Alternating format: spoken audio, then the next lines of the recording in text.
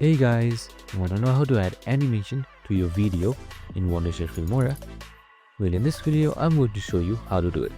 It's super simple, so let's get straight to it. Now first off, import any media and drag and drop it to the timeline, and as you can see in the preview right here, the video has been drag and dropped.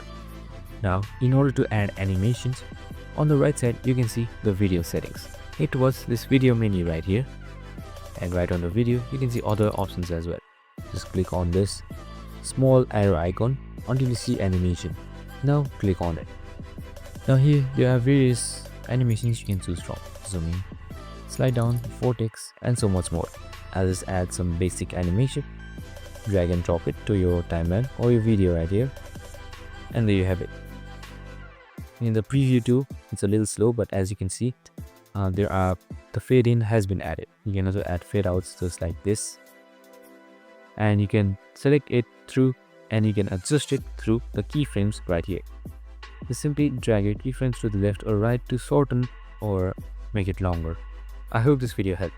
If it did, make sure to like, subscribe, and tune in with us for more of these videos. See you in the next one.